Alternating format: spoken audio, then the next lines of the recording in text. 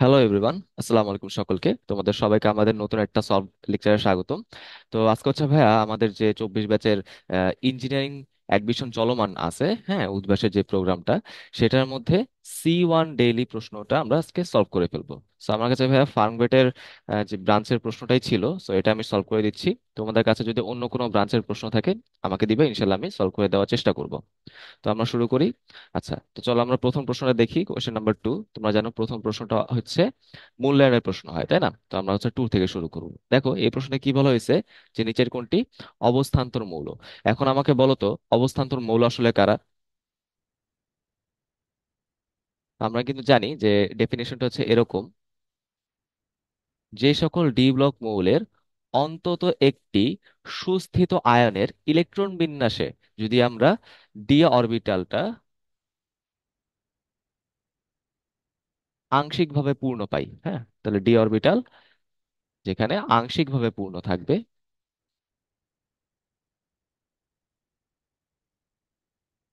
তারাই হবে অবস্থান্তর মৌল। অবশ্য আমাদের এই কথাটা খেয়াল রাখতে হবে, এই ইলেকট্রন বিন্যাসটা অবশ্যই কিসের হবে? অবশ্যই একটা সুস্থিত ক্যাটায়নের হবে। বুঝতে পারলাম? আমি কিন্তু মৌলের ইলেকট্রন বিন্যাস দেখবো না, আমি কিন্তু মেনলি আয়নের ইলেকট্রন বিন্যাস দেখবো। ডি ব্লকে যেহেতু সবাই আমাদের ধাতু ধাতু তো ক্যাটায়ন তৈরি করে, এই জন্য আমরা এখানে ক্যাটায়ন বললাম। ওকে, একটু আমরা একটু মনে রাখবো। আচ্ছা, তো আমরা যদি এখানে অপশনগুলো একটু দেখার চেষ্টা করি, প্রথম অপশনে যে মৌলটার কথা বলা হয়েছে সেই মৌলটা কি আমরা কি আইডিয়া করতে পারি? দেখো এখানে কি বলেছে, 1s2 2s2 2p6 3s2 3p6, এই পর্যন্ত কতগুলো ইলেকট্রন বলো তো? 18টা ইলেকট্রন হয়ে গেল, তাই না? আচ্ছা, তার মানে আর্গন। ঠিক আছে, তারপর কি দেখো 3d2 4s2, তাহলে 18 সাথে আরো 4 যোগ করো, কত হয়ে যাবে? 22। তাহলে এটা কোন মৌল হলো বলো তো? এটা কিন্তু হয়ে গেল হচ্ছে টাইটেনিয়াম। বুঝতে পারলাম। আচ্ছা, এখন আমাকে বলো টাইটেনিয়াম কি অবস্থান্তর ধাতু হবে? উত্তর হচ্ছে হ্যাঁ। কেন হচ্ছে? কারণ আমরা জানি যে টাইটেনিয়াম হচ্ছে একটা স্টেবল আয়ন, টাইটেনিয়াম 2+ তৈরি করে। সেটার ইলেকট্রন বিন্যাস কিরকম হবে? আর্গনের 18টা ইলেকট্রন, 3d2 4s0। তার মানে দেখো, আমি আয়নের ইলেকট্রন বিন্যাসে ডি অরবিটালটা কিন্তু আংশিকভাবে পূর্ণ পাচ্ছি। রাইট? তার মানে এটা কিন্তু অবশ্যই আমাদের অবস্থান্তর মৌল হবে। তাহলে উত্তর হচ্ছে অপশন 1। বাকি অপশনগুলো একটু দেখি। বিতে কি বলা হয়েছে দেখো তো। এখানে এই পর্যন্ত হচ্ছে আর্গনের 18টা, দেন 3d10 মানে 28টা, দেন 4s2 4p6 মানে কত হইলো? 36টা। এখন আমাকে বলো 36টা কার ইলেকট্রন বিন্যাস? ক্রিপ্টনের। দেন কি বলা আছে? 4d10 এবং 5s2 বলা আছে। 4d10 5s2 হলো। ওকে, তাহলে এখন কি আমরা আইডিয়া করতে পারবো এটা আসলে কার ইলেকট্রন বিন্যাস বোঝাইলো? আচ্ছা ভাই, আমরা একটা কথা জানি যে 3d10 4s2 হচ্ছে জিঙ্কের ইলেকট্রন বিন্যাস, তাই না? রাইট? সেটা কিন্তু আবার অপশন সিতে আছে। আচ্ছা, ওটা আমরা পরে যাচ্ছি। 3d10 4s2 হচ্ছে জিঙ্কের ইলেকট্রন বিন্যাস, জিঙ্ক আছে আমাদের গ্রুপ 12-তে। তাহলে 4d10 5s2 কে হবে জিঙ্কের ঠিক নিচের যে মৌলটা আছে সেটার ইলেকট্রন বিন্যাস। এখন জিঙ্কের ঠিক নিচের কে আছে? সে হচ্ছে ক্যাডমিয়াম, তাই না? তাহলে এটা হচ্ছে মেনলি ক্যাডমিয়ামে ইন্ডিকেশন করতেছে। বুঝতে পারলাম। আচ্ছা, এখন আমাকে বলো ক্যাডমিয়াম হচ্ছে কোন স্টেবল আয়নটা তৈরি করে? সেটা হচ্ছে 2+। তার মানে এখানে ইলেকট্রন বিন্যাসটা কি আসবে? Krypton 4d10 5s0। তাহলে খেয়াল করে দেখো, এখানে কিন্তু ডি হচ্ছে কমপ্লিটলি ফিল আপ। তো আমি কিন্তু কমপ্লিটলি ফিল আপ ডি অরবিটালটাকে একসেপ্ট করতে পারি না, কারণ আমাদের কি লাগবে? আংশিকভাবে পূর্ণ লাগবে। তাহলে এই ক্ষেত্রে D0 কিন্তু হওয়া যাবে না, আবার D10ও কিন্তু হওয়া যাবে না। বুঝতে পারলাম? তাহলে এই বি অপশনটা কিন্তু অবস্থান্তর মৌল হবে না। আচ্ছা, সি কি বলছিলাম ভাইয়া? সির মধ্যে ইলেকট্রন বিন্যাস হচ্ছে অলরেডি দেখে ফেলছি, আর্গন 3d10 4s2। তার মানে এটা কি বোঝায়? এটা কিন্তু বোঝাচ্ছে আমাদের জিঙ্ক। জিঙ্ক হচ্ছে জিঙ্ক 2+ ক্যাটায়ন তৈরি করে। এই জিঙ্ক 2+ ক্যাটায়নের ইলেকট্রন বিন্যাস কিরকম? 3d10 4s0। তাহলে একই যুক্তিতে এইটাও কিন্তু আমাদের অবস্থান্তর হবে না। এবং লাস্টে দেখো ডি অপশনে কি বলা হয়েছে, যে একই রকম ভাবে আর্গন 3d1 4s2। তাহলে কতগুলো হলো? 18, 19 আর 2 হচ্ছে 21, মানে এটা স্ক্যান্ডিয়াম বোঝাচ্ছে। স্ক্যান্ডিয়ামের একটা স্টেবল আয়ন কোনটা? স্ক্যান্ডিয়াম 3+। সেটা ইলেকট্রন বিন্যাস কিরকম হয়? 3d0 4s0। তার মানে কমপ্লিটলি এটা ফাঁকা। ফাঁকাটাও কিন্তু আমি নিতে পারবো না, তার মানে অপশন ডিও হবে না। এখানে উত্তর হচ্ছে অপশন A, টাইটেনিয়াম। ওকে, আশা করি ক্লিয়ার হইলো। চলো আমরা আগাই। আচ্ছা, এরপর দেখো কি বলা হয়েছে, যে একই মৌলের বিভিন্ন আয়নের আয়নিক ব্যাসার্ধ প্রধানত কিসের উপর নির্ভর করে? তার মানে মৌলটা কিন্তু ফিক্সড। তাহলে সেটা কি আমাদের পারমাণবিক সংখ্যা উত্তর হইতে পারে? না, সবগুলো তো একই রকম পারমাণবিক সংখ্যা থাকবে। পারমাণবিক ভর কি হইতে পারবে? না, সবার তো একই রকম পারমাণবিক ভর। একই একই পরমাণুর জন্য একই রকম তড়িৎ ঋণাত্মকতা, তাই না? তাহলে উত্তর কি হবে? আয়নের আধান। বুঝতে পারলা? কারণ আধানটাই তো এখানে কম বেশি হবে, তাই না? তাহলে আধানের উপরে কিন্তু মেনলি আকারটা নির্ভর করবে। একটা এক্সাম্পল দিয়ে আমি তোমাদের একটু ক্লিয়ারিফাই করি। লেটসে আমরা হচ্ছে এদিকে পরমাণুগুলোর নাম লিখবো। ধরো হচ্ছে আমরা প্রথমে চিন্তা করলাম ক্লোরিন। এখন বলো ভাইয়া, ক্লোরিনের কতগুলা প্রোটন আছে? 17টা। কতগুলা ইলেকট্রন আছে? 17টা। ওকে, এগুলো তো আমরা জানি মোটামুটি। এখন ক্লোরিন যেহেতু ইলেকট্রন গ্রহণ করে অ্যানায়ন তৈরি করে, তো ধরলাম সেটা হচ্ছে আমাদের ক্লোরাইড আয়ন। এখন ক্লোরাইড আয়নের প্রোটন কিন্তু 17টাই থাকে, ইলেকট্রন কত হয়ে যায়? 18টা, তাই না? তাহলে এখন আমাকে বলো, বাইরে কিন্তু ইলেকট্রন সংখ্যা বেড়ে গেল। তাহলে সেই ইলেকট্রনগুলো নিজেদের মধ্যে বিকর্ষণ করে করে আরো দূরে সরে যাবে, তার মানে আকারটা কিন্তু এখানে বেড়ে যায়। তার মানে ক্লোরিনের আকার যা ছিল, ক্লোরাইডের আকার কিন্তু তার থেকে বেশি হয়ে যাচ্ছে। তার মানে মনে রাখবো, প্রোটন সংখ্যা ফিক্স থেকে যদি ইলেকট্রন সংখ্যা বাড়ে, আকারটা বড় হয়ে যায়। তাহলে আমাকে বলো যে ক্লোরিন প্লাস, অর্থাৎ ক্লোরিন যদি একটা ইলেকট্রন অন্য কাউকে দিয়ে দেয়, সেক্ষেত্রে আমাদের বিষয়টা কিরকম আসে? প্রোটন 17টাই, বাট ইলেকট্রন হয়ে যায় 16টা। তার মানে বুঝতে পারলাম বাইরে হচ্ছে ইলেকট্রনের ঘনত্ব কমে গেল, যার ফলে নিউক্লিয়াসের চার্জটা এখন ইলেকট্রনগুলো বেশি বেশি করে ফিল করতে পারবে, তাই না? যার ফলে আকর্ষণ বলের কারণে ইলেকট্রনগুলো এখন সেন্টারের দিকে বেশি বেশি চলে যাবে, বেশি বেশি আকর্ষিত হবে, যার ফলে আকারটাও ছোট হয়ে যাবে। তার মানে ক্লোরোনিয়াম আয়ন বা ক্লোরিন প্লাস আয়নের আকারটা কিন্তু ক্লোরিন পরমাণু থেকে কম হবে। বুঝতে পারলাম? তার মানে এখানে সিরিয়ালটা কি হয় দেখো, ক্লোরাইড আয়ন সবচেয়ে বড় হবে, দেন ক্লোরিন পরমাণু, দেন হচ্ছে ক্লোরোনিয়াম আয়ন। ওকে, জাস্ট একটা এক্সাম্পল দিলাম, এটা আমাদের সামনেও লাগবে। জাস্ট হচ্ছে তোমাদের এই জিনিসটা আমি একটু ব্যাখ্যা করে দিলাম যে কিভাবে আয়নের আধানের উপরে কিন্তু তার আকারটা নির্ভর করতে পারে। চলো আমরা আগাই। দেখো এখানে একটা জটিল আয়ন দিয়ে দিয়ে দিছে। বলছে কি এটা কেন্দ্রীয় পরমাণুর সংকরণ অবস্থাটা কি হইতে পারে। এখন ভাই আমরা কিন্তু জানি যে এখানে সন্নিবেশ সংখ্যা যত হয়, সেটা কিন্তু তার এইচ এর মান হয়। সন্নিবেশ সংখ্যা আবার কি ছিল ভাইয়া? সন্নিবেশ সংখ্যা ছিল যে যতজন মুক্তজন হচ্ছে কেন্দ্রীয় পরমাণুটা রিসিভ করতে পারে। এখানে 4টা ক্লোরাইড আয়ন কি করবে? একটা একটা করে মোট 4 জোড়া মুক্তজোড় নিকেলের কাছে পাঠিয়ে দিবে।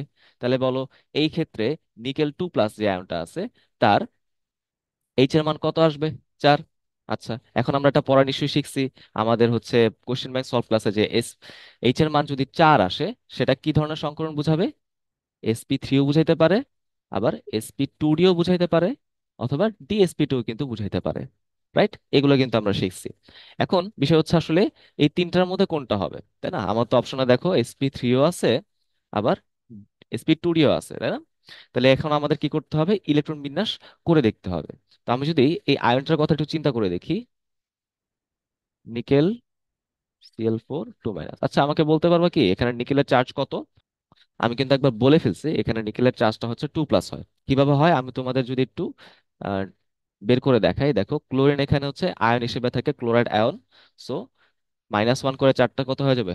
-2। ওই পাশে পাঠিয়ে দিলে 4 - 2 হয়ে যাবে +2। রাইট, এই যে আমি একদম শর্ট হিসাব করে ফেললাম। তার মানে এখানে আমি কি পাচ্ছি? নিকেল 2+ আয়ন পাচ্ছি, তাই না? এখন দেখো নিকেলের ইলেকট্রন বিন্যাসটা কিরকম হয়। সেটা হবে হচ্ছে আর্গন 3d8 4s2। বাট দুটো ইলেকট্রন তো চলে গেল, তাহলে 4s0। তাহলে এখন আমাকে বলো, ডি এর মধ্যে ইলেকট্রন গুলো আসলে কিভাবে থাকতেছে? উন্ডের নীতি অ্যাপ্লাই হবে, তাই না? করো তাহলে। 1 2 3 4 5 6 7 8, এরকম বিষয়টা। আচ্ছা, এরপরে এখানে কি আসবে ভাইয়া বলো তো? লিগ্যান্ড আসলো, তাই না? এখন আমাকে বলো, এটা কি স্ট্রং লিগ্যান্ড নাকি উইক লিগ্যান্ড? এটা নিশ্চয়ই হচ্ছে একটা উইক লিগ্যান্ড। আমরা কিন্তু এটা লেকচারে পড়ছিলাম, তাই না? তো উইক লিগ্যান্ড কিন্তু কখনোই এই বিজোড় ইলেকট্রন গুলোকে বা আনপেয়ার ইলেকট্রন গুলোকে কম্প্রেস করতে পারে না। তার মানে এখানে ডি অরবিটালে ইলেকট্রন গুলো যেভাবেই ছিল সেভাবেই থেকে যাবে। বুঝতে পারছো? অর্থাৎ সেটা কিন্তু এইভাবেই থেকে যায় যেভাবে ছিল। তাহলে এরকম আর কোনো পরিবর্তন হবে না আর কি, তাই না? এখন এখানে তো আমাদের ক্লোরাইড আয়নটা তার মুক্ত জোট দিতে চাইবে, বাট এখানে তো কোনো খালি ঘর নাই। তার মানে সে হচ্ছে পার্শ্ববর্তী যেসব অরবিটাল আছে সে জায়গায় খালি ঘর খুঁজবে। দেখো এটা কিন্তু আমাদের 3d8, আমি এখানে কিন্তু ইলেকট্রন দিতে পারলাম না, বাট খালি ঘর কোথায় আছে? এরপরে 4s এর মধ্যে, এর মধ্যে কোনো ইলেকট্রন নাই, তাই না? তো এখানে এসে কি করবে? ক্লোরাইড আয়ন তার হচ্ছে একটা মুক্তজোর ভিতরে পাস করে দিবে, তাই না? তাহলে একটা কাজ হয়ে গেল, আরো তো আমাদের তিনটা বাকি, সেই তিনটা কোথায় যাবে?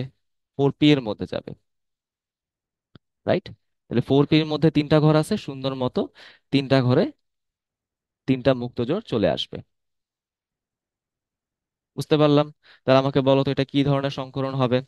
একটা এস এবং তিনটা পি মিলে হচ্ছে sp3 সংকরণ হবে, ঠিক আছে? sp3 সংকরণ হবে। ওকে, ইজ ইট ক্লিয়ার? আশা করি ভাই তোমরা এই জিনিসটা বুঝতে পারলা। তাহলে উত্তর হচ্ছে অপশন এ। ওকে, গেল। চলো আগাই। পরের প্রশ্ন চলে আসে, দেখো কি বলা হয়েছে। গ্রুপ 3 এর কথা বলা হয়েছে। এখন আমাকে বলো, গ্রুপ 3 এ মানে কোন গ্রুপটাকে বোঝাচ্ছে? 13 নাম্বার গ্রুপ, তাই তো? 3-এর সাথে 10 যোগ করলাম। এই মৌলসমূহের সর্ববহিঃস্থ শক্তি স্তরের ইলেকট্রন বিন্যাস কিরকম হয়? আমরা কিন্তু জানি যে 1 এবং 2-এ ইলেকট্রন বিন্যাস কিরকম হবে। তারা যেহেতু আমাদের এস ব্লক মৌল, তার মানে তাদের কিন্তু শুধুমাত্র এস অরবিটালের মধ্যে ইলেকট্রন থাকে। তার মানে হবে যথাক্রমে NS1 এবং NS2। এরপর 13 থেকে 18 এগুলো হচ্ছে আমাদের পি ব্লক মৌল। এবং পি ব্লক মৌলের জেনারেল স্ট্রাকচারটা কিরকম বলতো? NS2 NP1 থেকে 6 এরকম বিষয়টা। তার মানে 13th গ্রুপের জন্য ইলেকট্রন বিন্যাস কিরকম আসবে? NS2 NP1, তাই না? 14th-এর জন্য আসবে NP2, তারপর NP3, এরকম বিষয়, এরকম ভাবে আর কি। তো এটা ইলেকট্রন বিন্যাসটা কিরকম আসতেছে দেখো, NS2 NP1। তাহলে এইটাই হচ্ছে আমাদের উত্তর, অপশন সি। চলো আগাই। পরে দেখো এখানে, নিচের কোন 3D অরবিটালের বিন্যাস সর্বাধিক চৌম্বকত্ব প্রদর্শন করবে? মনে রাখতে হবে, চুম্বকত্ব বা ম্যাগনেটিজম এইটা মেনলি ডিপেন্ড করবে কত বেশি আনপেয়ার্ড ইলেকট্রন আছে ডি অরবিটালে। অর্থাৎ যেসব মৌল বা আয়নের ডি অরবিটালে যত বেশি আনপেয়ার্ড ইলেকট্রন, সেটা তত বেশি চুম্বকত্ব প্রদর্শন করবে। ওকে, তাকে আমরা তত বেশি প্যারাম্যাগনেটিক পদার্থ বলি। অর্থাৎ আনপেয়ার্ড ডি ইলেকট্রন, এভাবে আমরা বলতে পারবো, রাইট?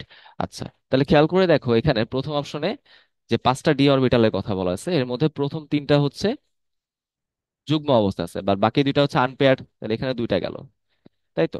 আচ্ছা, পরে দেখো এখানে সেকেন্ড যে অপশন, সেখানে জাস্ট একটা অরবিটাল হচ্ছে ফিল আপ, বাকি 4টা হচ্ছে আনপেয়ার্ড অবস্থায় আছে। ওকে, তাহলে 4টা গেল। পরে দেখো এখানে পাঁচটায় হচ্ছে পেয়ার্ড অবস্থা আছে, কোনো আনপেয়ার্ড ইলেকট্রন নাই। এবং লাস্টে দেখো 2টা হচ্ছে পেয়ার এবং বাকি 3টা হচ্ছে আনপেয়ার্ড। তাহলে সবচেয়ে বেশি কোথায় আছে? অপশন বি তে। তাহলে অপশন বি হচ্ছে আমাদের উত্তর। বুঝতে পারলাম। চলো আগাই। আচ্ছা, এখানে কি বলা হয়েছে দেখো, যে গ্যাসীয় অবস্থায় 1 মোল পরমাণুতে যদি আমি 1 মোল ইলেকট্রন যোগ করতে চাই, তাহলে সেটার শক্তির পরিবর্তন কিরকম হয়? একটা কথা আমরা মনে রাখবো, যদি আমি 1 মোল ইলেকট্রন 1 মোল ইলেকট্রন যদি যোগ করতে চাই, সেটা বোঝাবে হচ্ছে ইলেকট্রন অ্যাফিনিটি বা ইলেকট্রন আসক্তি।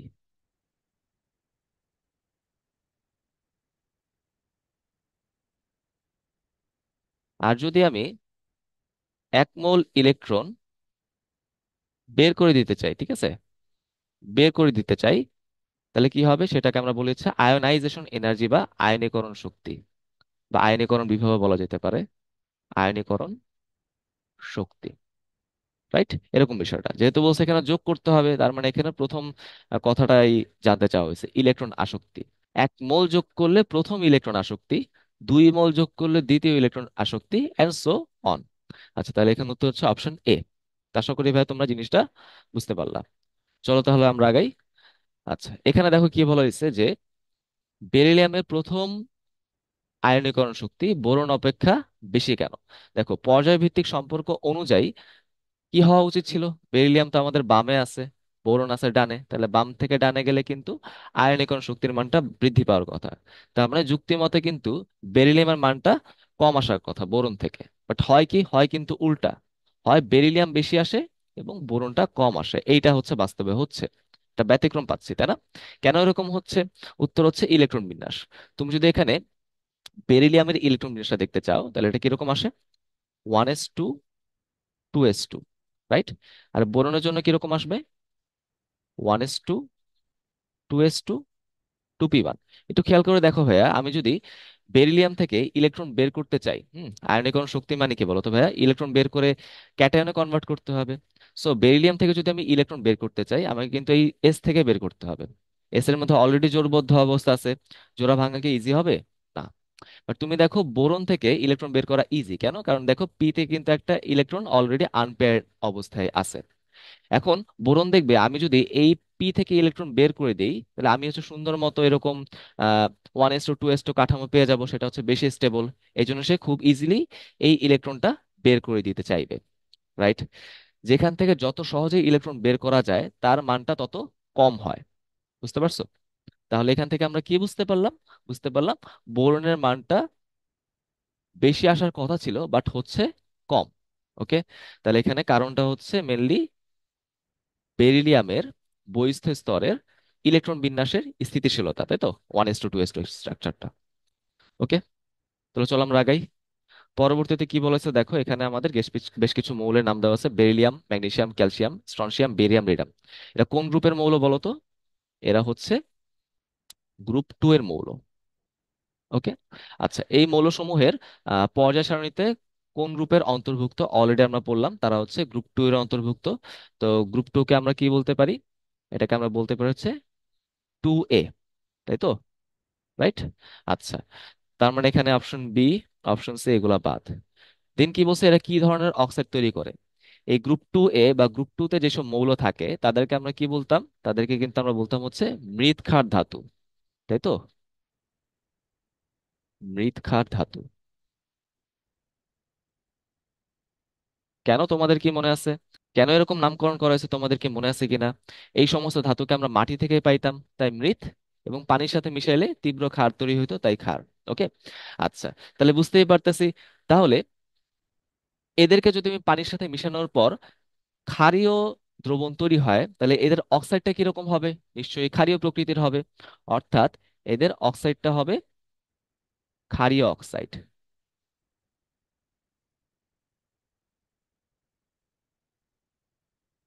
বুঝতে পারলাম? তাহলে এই হচ্ছে আমাদের উত্তর, অপশন এ। চলো তাহলে আমরা আগাই। এরপর দেখো কি বলা হয়েছে যে এফ ব্লক মৌলের সাধারণ ইলেকট্রন বিন্যাস কিরকম হয়। এটা সরাসরি আমাদের বইয়ের প্রশ্ন। দেখো আমি সাধারণ ইলেকট্রন বিন্যাসগুলো একটু লিখে দিই।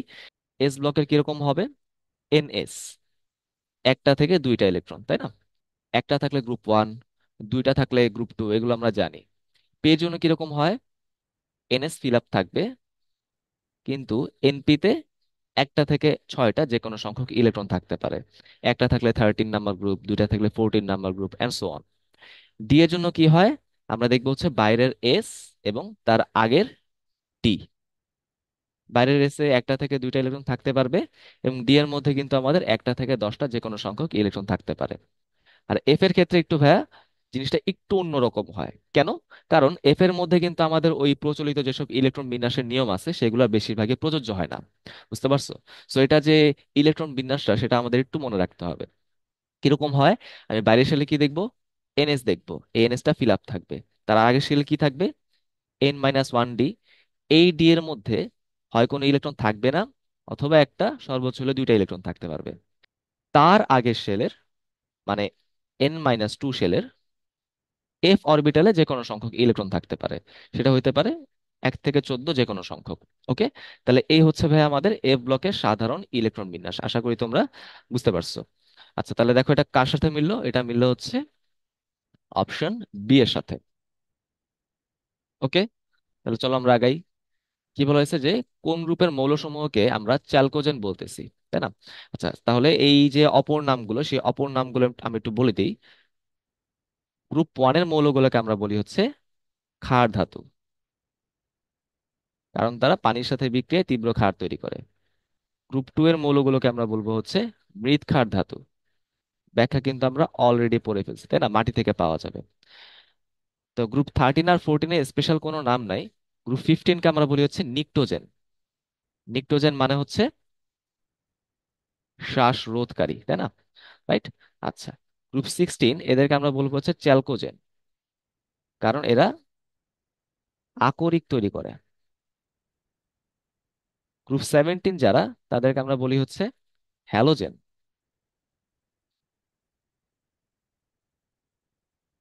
ওকে, সামুদ্রিক লবণ উৎপন্নকারী মৌল।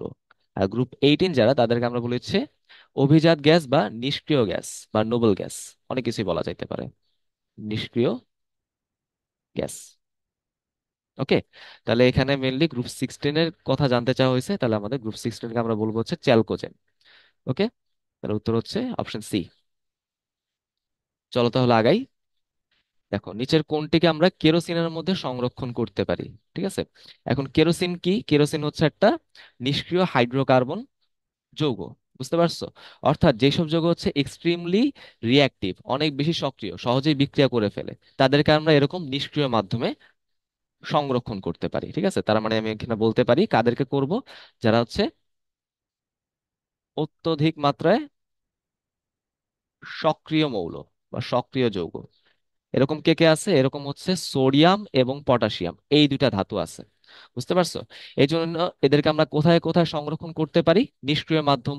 যেমন এটাকে আমরা কেরোসিনও সংরক্ষণ করতে পারবো। এটাকে আমরা আম, বলতে পারো যে বেনজিন দ্রাবকের মধ্যে সংরক্ষণ করতে পারবো।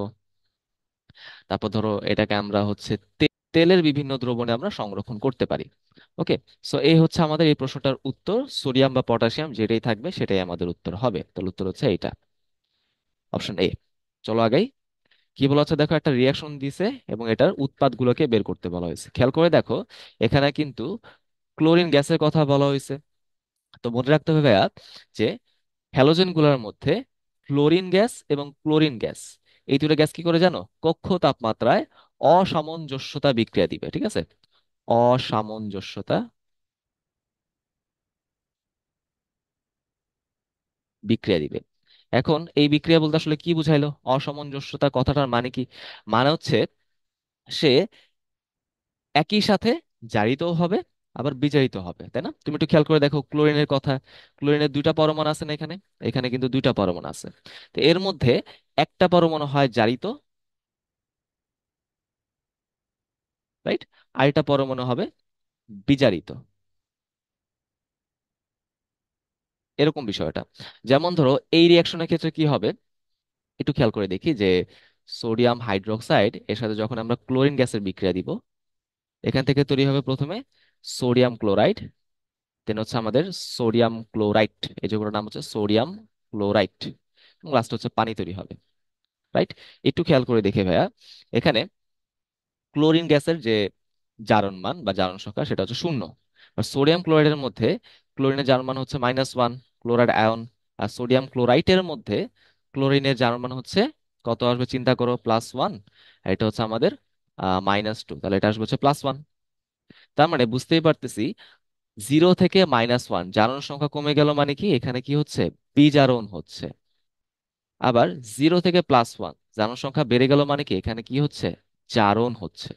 তো একই সাথে জারণ এবং বিজারণ, সেটাকে তো আমরা অসামঞ্জস্যতা বিক্রিয়া বলতেছি। তো এখানে উত্তর হবে অপশন এ। এখন ক্লোরিন বা ফ্লোরিন আর কার কার সাথে অসামঞ্জস্যতা বিক্রিয়া দিবে? এরা হচ্ছে প্রথমত আমাদের সোডিয়াম হাইড্রোক্সাইডের সাথে দেয়, সেটা দেখলাম। সেটা পটাশিয়াম হাইড্রোক্সাইডের সাথে দিতে পারবে। আবার পানির সাথেও কিন্তু সেটা এরকম অসামঞ্জস্যতা বিক্রিয়া দিতে পারে। এই কথাগুলো আমরা একটু মনে রাখবো। ওকে, চলো আমরা আগাই। আচ্ছা দেখো, নিচের কোনটি মৌলসমূহের গলনাঙ্কের সঠিক ক্রম নির্দেশ করে? এটা সবাই হচ্ছে 3D মৌল, তাই না? ডি ব্লক মৌল। সো ডি ব্লক মৌলের জন্য কিন্তু আমাদের বইয়ের মধ্যে একটা গলনাঙ্কের ক্রম দেওয়া আছে। সেই ক্রমটা আমরা অনেকেই বুঝতে পারি না, সো এটা আমি একটু ইজি করে দেওয়ার চেষ্টা করব। তো ধরো আমরা হচ্ছে এখানে সবগুলা মৌলের জন্যই আলোচনা করার চেষ্টা করব। ঠিক আছে, তো ধরো হচ্ছে প্রথমে কি আছে আমাদের স্ক্যান্ডিয়াম। তো স্ক্যান্ডিয়ামের ইলেকট্রন বিন্যাস কিরকম হবে? এখানে ধরো আমি একটু সহজ করে লিখতেছি, 3D এবং 4s এর ইলেকট্রন বিন্যাস। স্ক্যান্ডিয়ামের জন্য পাওয়া যাবে হচ্ছে 3D1 4s2, তাই তো? তারপর হচ্ছে টাইটেনিয়াম 3D2 4s2। তারপর হচ্ছে আমাদের ভ্যানাডিয়াম 3D3 4s2।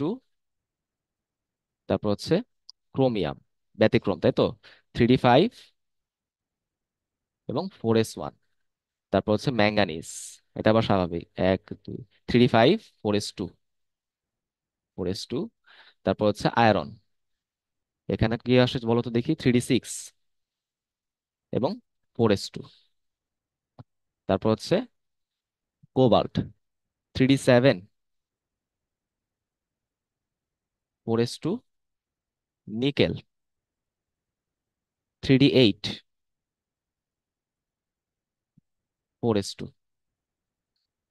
কপার এটা আবার ব্যতিক্রম 3d10, 4s1,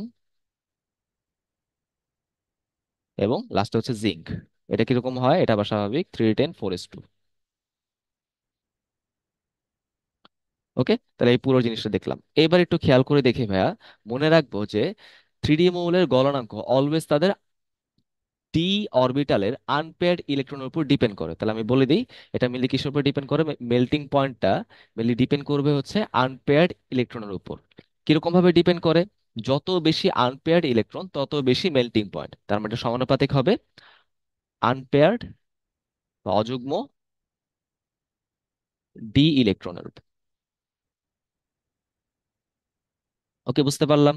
তাহলে দেখো ভাই, এখানে স্ক্যান্ডিয়ামের একটা ডি ইলেকট্রন আছে আর টাইটানিয়াম আছে দুইটা, তাহলে কার বেশি হবে? যেহেতু টাইটানিয়ামের বেশি আছে, টাইটানিয়ামে কিন্তু আমাদের গলনাঙ্কটা বেশি হবে। ঠিক আছে। আমি যদি ছোট্ট করে ভাই তোমাদের বইয়ে গ্রাফটা একটু দেখাইতে চাই, তাহলে দেখো ভাই, এই ধরো হচ্ছে আমাদের স্ক্যান্ডিয়ামের গলনাঙ্ক, টাইটানিয়াম একটু বেশি হবে, ধরো এখানে আছে, রাইট? আচ্ছা, ভ্যানাডিয়ামে আসো ভাইয়া, ভ্যানাডিয়ামে তো তিনটা ইলেকট্রন আছে, তার মানে এটা কিন্তু টাইটানিয়াম থেকেও বেশি হবে।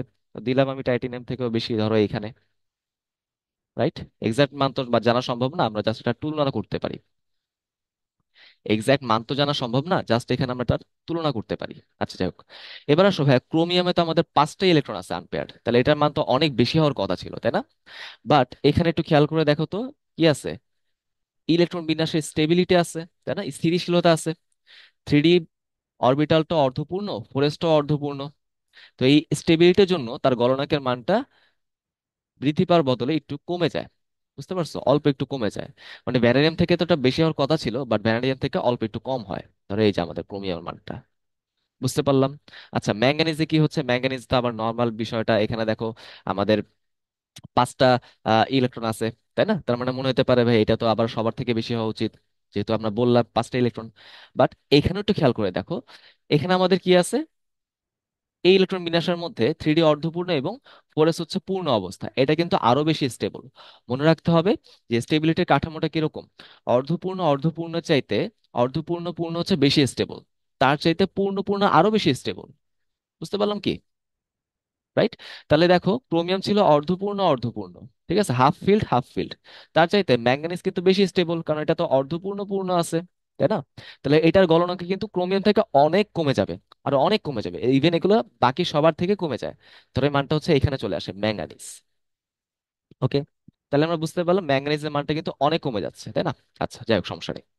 আয়রন থেকে আসো ভাইয়া, আয়রনে কি আছে দেখো, চারটা আনপেয়ার ইলেকট্রন আছে। এখন আমরা কি বলছিলাম? আনপেয়ার ইলেকট্রন যত বেশি, মেল্টিং পয়েন্ট তত বেশি, তার মানে এটার মান নিশ্চয়ই ম্যাঙ্গানিজ থেকে বেশি হবে। গেল। এখন এদের মান কি এই স্ক্যান্ডিয়াম, টাইটানিয়াম, ভ্যানাডিয়াম, ক্রোমিয়াম থেকেও বেশি হবে? উত্তর হচ্ছে না। কেন? কারণ একটু খেয়াল করে দেখো, এই প্রথম চারটার ক্ষেত্রে ডি ব্লকের মধ্যে কিন্তু কোনো পেয়ার্ড ইলেকট্রনই নাই। বুঝতে পারছো? কিন্তু আয়রনের মধ্যে দেখো একটা পেয়ার্ড ইলেকট্রন আছে, যার ফলে এইটার প্রভাবে বাকি চারটার যে ইফেক্ট আছে সেটা কিছুটা হলে কমে যায়। বুঝতে পারলাম কি? তার মানে আয়রন ঠিক আছে, বুঝতে পারলাম এটা ম্যাঙ্গানিজ থেকে বেশি হবে, বাট বাকি চারটা থেকে কিন্তু বেশি হবে না। ওকে, তাহলে এটার গ্রাফটা হচ্ছে মোটামুটি এরকম, স্ক্যান্ডিয়াম থেকে সামান্য কম হয়, এই যেরকম হয়। রাইট? এবার তুমি আবার আগের নিয়মে আসো, কোবাল্ট তিনটা আছে আনপেয়ার ইলেকট্রন, আয়রন থেকে কম, তার মানে এটার মান কিন্তু আয়রন থেকে কম হবে, ধরো এখানে আছে কোবাল্ট। ওকে। আচ্ছা, তারপর কি আছে আমাদের? নিকেল, দুইটা আনপেয়ার ইলেকট্রন, মানে এটা কিন্তু কোবাল্ট থেকে কম, ধরো এই যে আমি দিলাম কোবাল্ট থেকে কম, আহ, এই যে দিলাম। ওকে, এই ধরো আমাদের নিকেল। আচ্ছা, কপার দেখো, কপারে এখানে ডি ব্লকটা হচ্ছে পূর্ণ এবং এস ব্লকটা হচ্ছে অর্ধপূর্ণ, তার মানে এটা কিন্তু স্টেবল কাঠামো তৈরি করলো। তাহলে স্টেবল কাঠামো হলে কিন্তু তার মেল্টিং পয়েন্ট অনেক অনেক কমে যায়, তাই না? তা দেখো আমাদের কপারটা কোথায় আসবে, ধরো এইখানে আসবে কপারটা।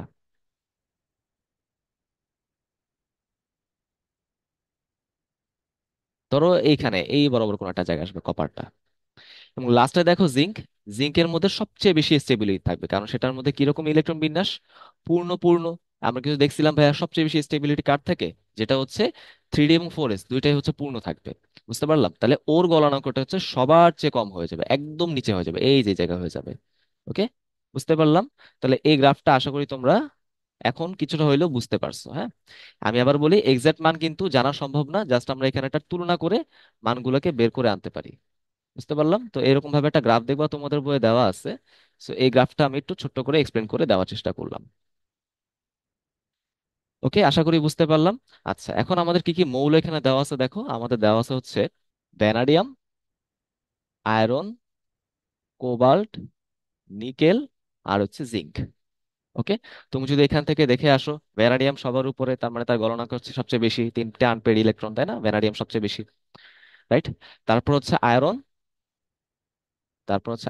তারপর কোবাল্ট, তারপর নিকেল, এবং লাস্টে হচ্ছে জিঙ্ক। এটার মধ্যে কোনো আনপেড ইলেকট্রন নাই। ঠিক আছে, তাহলে এখানে উত্তর কোনটা? এই দেখো, এই যে ভ্যানাডিয়াম, আয়রন, কোবাল্ট, নিকেল এবং জিঙ্ক। তাহলে উত্তর হচ্ছে অপশন বি। আশা করি ভাইয়ের এটা তোমরা বুঝতে পারছো। চলো আমরা আগাই। আচ্ছা, এখানে কি বলা হয়েছে, যে ইলেকট্রন বিন্যাস দেওয়া আছে, কোনটির পারমাণবিক ব্যাসার্ধ সবচেয়ে বেশি হবে, তার মানে পারমাণবিক আকার কার বেশি।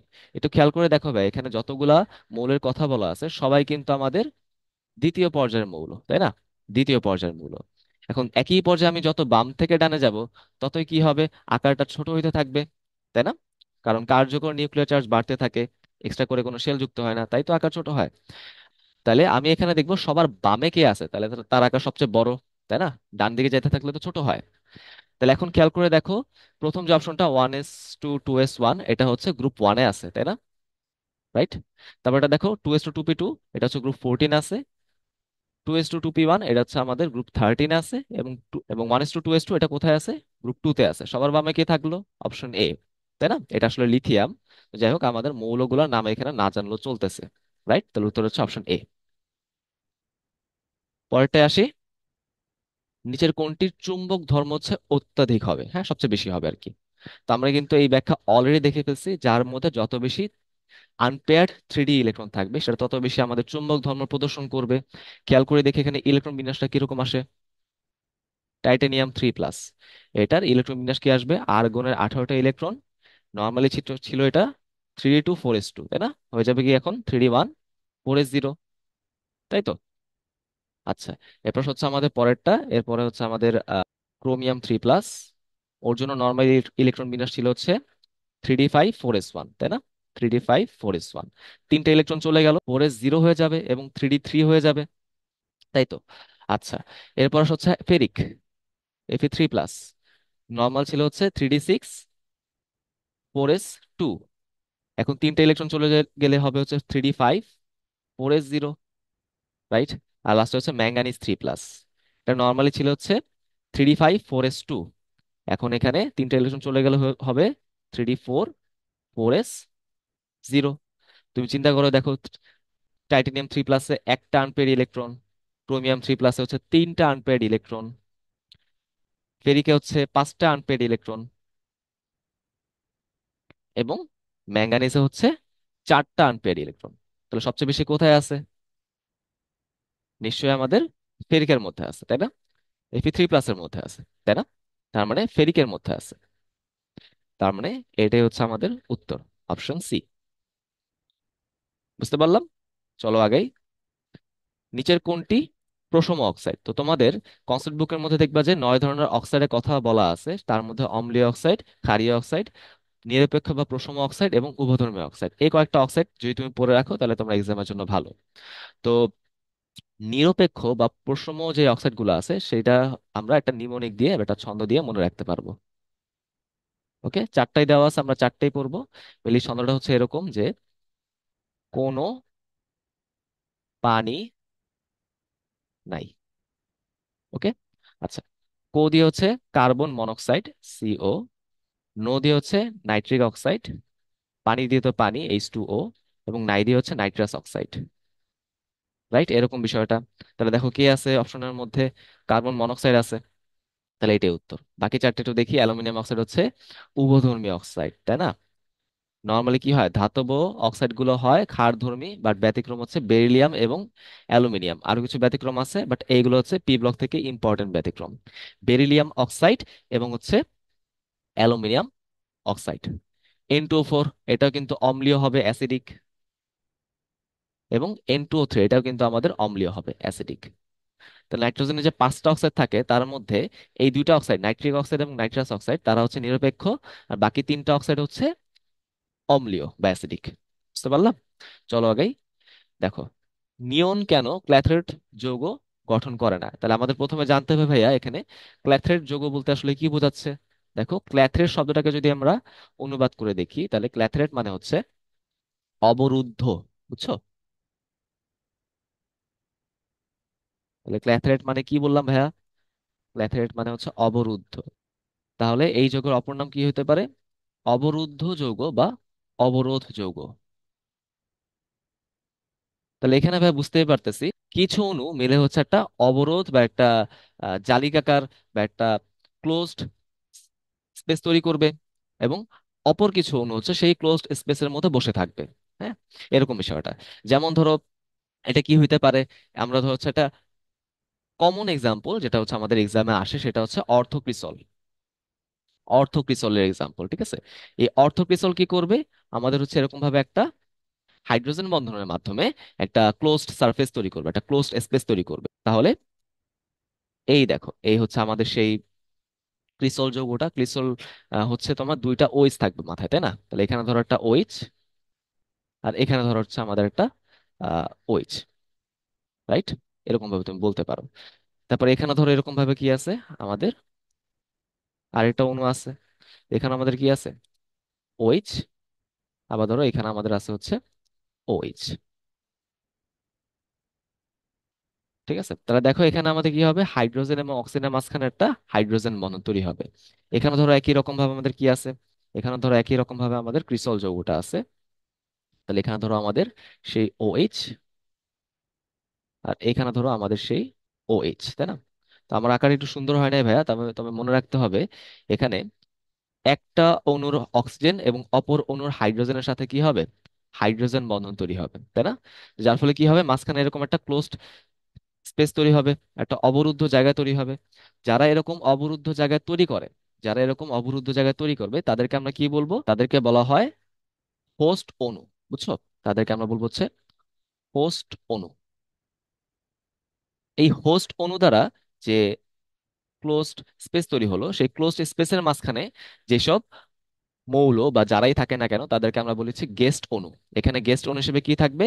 এখানে মেনলি হিলিয়াম এবং নিয়ন বাদে অন্য যেই নিষ্ক্রিয় মৌলগুলো আছে, নিষ্ক্রিয় গ্যাসগুলো আছে, তারা থাকতে পারে। যেমন ধরো এখানে মেনলি আর্গন, কমনলি হচ্ছে আর্গন থাকে। বুঝতে পারলাম? তাহলে আমি কি বললাম? এখানে গেস্ট অণু কে কে হইতে পারে? গেস্ট অণু হইতে পারে হিলিয়াম এবং নিয়ন বাদে আর্গন, অথবা ধরো ক্রিপ্টন, অথবা ধরো জিনন, এরকম বিষয়টা। তাহলে এখন আমাকে বলো, কেন হিলিয়াম হবে না, কেন নিয়ন হবে না?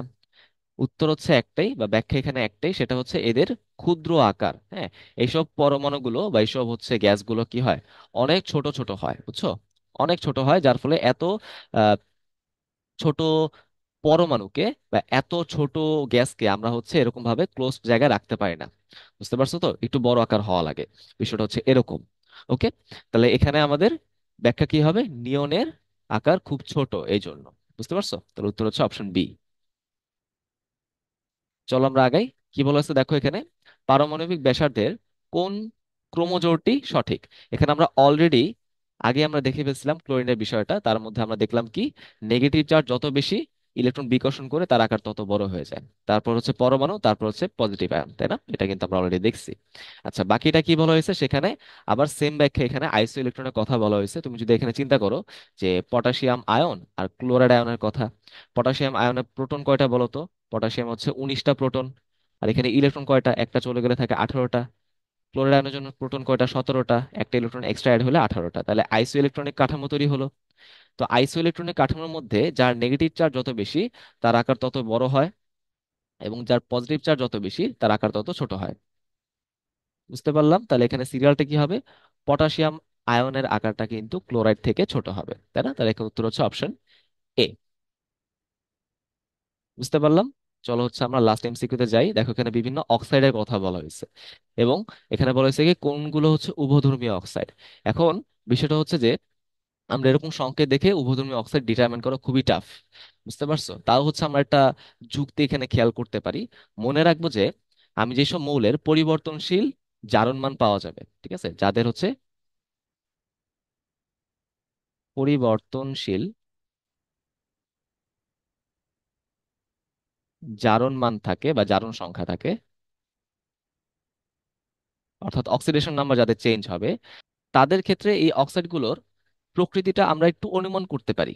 ঠিক আছে, একটু অনুমান করতে পারি যদি জারণ মানটা সবচেয়ে কম হয়। সবচেয়ে কম হইলে আমাদের অক্সাইডটা হবে ক্ষারীয় প্রকৃতির। যদি সবচেয়ে বেশি হয়, অনেক বেশি হয়, তাহলে সেটা হবে হচ্ছে অম্লীয় প্রকৃতির। এবং যদি মাঝামাঝি মানের হয়, মধ্যম মানের হয়, তাহলে সেটা হবে নিরপেক্ষ অথবা উভধর্মী। বুঝতে পারছো? এই হচ্ছে আমাদের বিষয়টা। এবার যদি আমরা এখান থেকে এক্সাম্পল দেখি, ধরো প্রথমে আমরা কার্বন ডাই অক্সাইড নিয়ে চিন্তা করতেছি। দেখো, কার্বনের দুই রকমের অক্সাইড আছে, তাই না? এটা ধর আমি পরের পেজে দেখাই।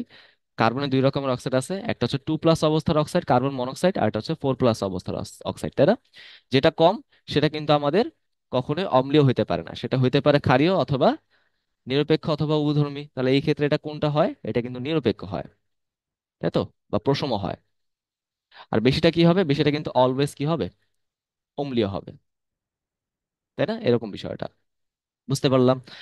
তাহলে আমাকে জানতে চাওয়া হয়েছে উভধর্মী অক্সাইড কোনটা। তার মানে আমার কিন্তু কার্বন ডাই অক্সাইড নিয়ে হিসাব আর প্রয়োজন নাই, কারণ এটা উভধর্মী হওয়া সম্ভব না। পরে এসে দেখো Mn2O7, এখানে ম্যাঙ্গানিজ জারণ মান কত? +7। এটা কিন্তু ম্যাঙ্গানিজের হায়েস্ট জারণ মান, তার মানে এই অক্সাইডটা কি হবে? এটা কিন্তু অম্লীয় অক্সাইড হবে। বুঝতে পারছো? তার মানে এই ম্যাঙ্গানিজ অক্সাইডের কাহিনীও কিন্তু আমাদের বাদ গেল। আচ্ছা, পরে দেখো এখানে ক্রোমিয়ামের দুইটা অক্সাইডের কথা বলা আছে, তাই না? একটা হচ্ছে আমাদের CrO3, আর একটা হচ্ছে Cr2O3। একটা হচ্ছে CrO3, আর এটা হচ্ছে Cr2O3। এখানে জারণ মানটা কিরকম হয়? প্রথম এক্সাম্পলে জারণ মান হচ্ছে +6, পরের এক্সাম্পলে জারণ মান হচ্ছে +3। তাহলে কোনটা বেশি আসলো? +6টা বেশি আসলো, তাই না? তাহলে এটা কি হবে?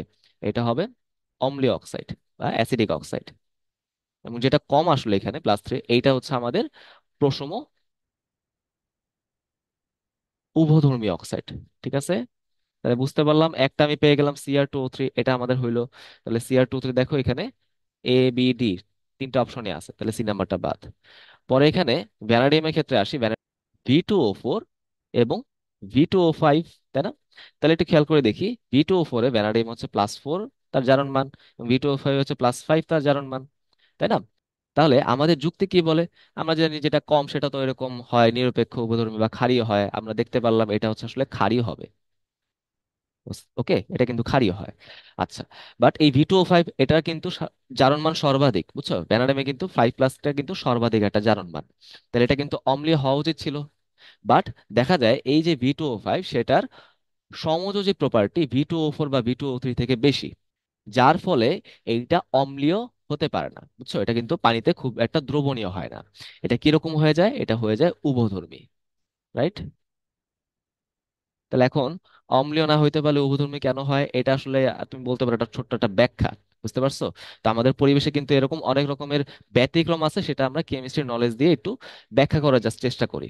বুঝতে পারলাম? তো আসলে এরকম করে এখানে তোমার আসলে এই প্রপার্টিজ গুলোকে এরকম কোনো নির্দিষ্ট যুক্তির মধ্যে ফেলানো যায় না, অনেক ব্যতিক্রম পাওয়া যায়। এই জন্য আমরা চেষ্টা করব যে অক্সাইড গুলো আমাদের বইয়ে চার্ট করে দেওয়া আছে আমাদের কনসেপ্ট বুকে, সেগুলো পড়ে ফেলার জন্য। তাহলে উভধর্মী কে কে আসলো বলো? Cr2O3 এবং হচ্ছে V2O5। ওকে, তাহলে গেল। তাহলে উত্তর হচ্ছে অপশন ডি। বুঝতে পারলাম। আচ্ছা, আসলে হচ্ছে আমাদের রিটেনের প্রশ্নটা। রিটেনের প্রশ্নটা একদম বই থেকে দেওয়া হয়েছে। SiCl4 এটা হচ্ছে আদ্র বিশ্লেষিত হলেও CCl4 আদ্র বিশ্লেষিত হয় না কেন? কারণ কেন্দ্রীয় পরমাণুর ফাঁকা ডি অরবিটালের উপস্থিতি, তাই তো। আমি এখানে SiCl4 এর মধ্যে যে সিলিকন পরমাণুটা আছে তার ইলেকট্রন বিন্যাস যদি করি, কিরকম হবে? 1s2, 2s2, 2p6, 3s2, 3p2, তাই না? এই যে আমাদের 14টা ইলেকট্রন। খেয়াল করে দেখো ওর কিন্তু 3D অরবিটালটা আছে, বা সেটা কিন্তু একটা ফাঁকা অরবিটাল, তাই না? তাহলে এই যে আমাদের ফাঁকা অরবিটালে যে বিন্যাসটা, এই দেখো এরকম ফাঁকা অরবিটাল থাকবে, রাইট? এই ফাঁকা অরবিটালের মধ্যে খুব ইজিলি পানির অণুগুলো এসে তার মুক্তজোর দান করতে পারবে। ঠিক আছে, পানির অণুগুলো এসে এরকম ভাবে তার মুক্ত জোরটা এখানে দান করতে পারবে, যার ফলে এখানে রিয়াকশন হয়ে যাবে। কিরকম ভাবে রিয়াকশনটা হয় আমি একটু দেখাই। এই ধর হচ্ছে সিলিকন টেট্রাক্লোরাইড, আমি এখানে সংকেতটা লিখি, তার সাথে হচ্ছে পানির বিক্রিয়া হবে, তাই না? তাহলে H2O। আচ্ছা, এখানে আলটিমেটলি কি হচ্ছে একটু যদি খেয়াল করে দেখি, পানি হচ্ছে এই অক্সিজেনের মুক্ত জোর দিয়ে সিলিকনের ফাঁকা ডি অরবিটালে বন্ধন তৈরি করার চেষ্টা করবে। এই বন্ধন গঠনের সময় সিলিকন এবং ক্লোরাইডের যে সমযোজী বন্ধন আছে এটা দুর্বল হয়ে যায়, দুর্বল হয়ে সেটা হাইড্রোজেনের সাথে মিলে HCl আকারে বের হয়ে যায়। ওকে, বুঝতে পারলাম। তখন জিনিসটা কিরকম হয়ে যাবে দেখতে? তখন কিন্তু জিনিসটা এরকম হয়ে যায়, রাইট? একটা ওই যুক্ত হয়ে গেল, বুঝতে পারলাম, আর ওখানে হচ্ছে HCl যুক্ত হইলো, বুঝতে পারলাম। তাহলে এখন আমাকে বলো, কতগুলা পানির অণু এরকম ভাবে সিলিকনের সাথে যুক্ত হইতে পারে? যেহেতু সে ক্লোরিন পরমাণুকে ডিসপ্লেস করতেছে, যতক্ষণ ক্লোরিন পরমাণু আছে ততক্ষণ হচ্ছে বিক্রিয়া চলবে, তাই না? তার মানে এখানে আলটিমেটলি চারটা পানির অণু এসে চারটা ক্লোরিনকে রিপ্লেস করে চারটা OH বসাই দিবে, তাই না? তার মানে এখানে আলটিমেটলি রিয়াকশনটা কিরকম হচ্ছে? এখানে রিয়াকশনটা হচ্ছে SiCl4, চারটা পানির অণু আসবে, তৈরি করবে হচ্ছে SiOH4 এবং হচ্ছে চারটা HCl। এই SiOH4 এটার নাম কি বলতো? সিলিসিক অ্যাসিড, সিলিসিক অ্যাসিড, তাই না? এইভাবে আসলে সংকেতটা লেখা ঠিক না, কারণ এটা এভাবে লিখলে মনে হয় এটা মনে হয় একটা ক্ষার, কিন্তু আসলে এটা একটা ক্ষার না ভাইয়া, এটা কিন্তু একটা অ্যাসিড, বুঝতে পারছো? তার মানে এটার সুন্দর সংকেত বা আসলে উপযুক্ত সংকেত হচ্ছে আসলে এরকম, H4SiO4, এইভাবে লেখাটা বেটার, বুঝছো? তাহলে এই গেল হচ্ছে আমাদের সিলিকনের ব্যাখ্যাটা। এরপর কি বলেছে যে অ্যালুমিনিয়াম ক্লোরাইড হচ্ছে ডাইমার গঠন করে। হ্যাঁ, কিভাবে সে হচ্ছে ডাইমারটা গঠন করে সেটা যদি আমি দেখতে চাই, দেখো, খেয়াল করে দেখো, অ্যালুমিনিয়াম ক্লোরাইড, তাই না? প্রথম প্রশ্ন কি, এটা কি আয়নিক যৌগ নাকি সমযোজী যৌগ? একটু চিন্তা করে দেখি। অ্যালুমিনিয়াম তো ভাই একটা ধাতু, তাই না? ক্লোরিন তো একটা অধাতু, ধাতু অধাতু তো আয়নিক বন্ধন তৈরি হয়, কথা ঠিক, আয়নিক বন্ধনে এটা হবে, তাই না? বাট এই অ্যালুমিনিয়াম যে তিনটা ইলেকট্রন ছেড়ে দেয়, তিনটা ইলেকট্রন ছেড়ে দিয়ে যে অ্যালুমিনিয়াম ক্যাটায়ন তৈরি করে, এটার চার্জ ঘনত্ব, চার্জ ডেনসিটি অনেক বেশি হয়।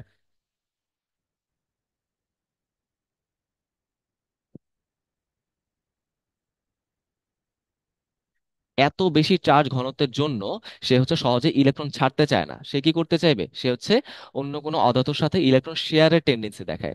এজন্য ফাজানের নীতি অনুযায়ী এই অ্যালুমিনিয়াম ক্লোরাইডের মধ্যে আয়নিক যৌগের, আয়নিক বৈশিষ্ট্যের চেয়ে, এজন্য ফাজানের নীতি অনুযায়ী এই অ্যালুমিনিয়াম ক্লোরাইডের মধ্যে আয়নিক বৈশিষ্ট্যের চেয়ে সমযোজী বৈশিষ্ট্য বেশি পাওয়া যায়, বুঝতে পারলাম? তার মানে যৌগটা আয়নিক হইলেও এটার মধ্যে মোর দ্যান 50% সমযোজী বৈশিষ্ট্য থাকে।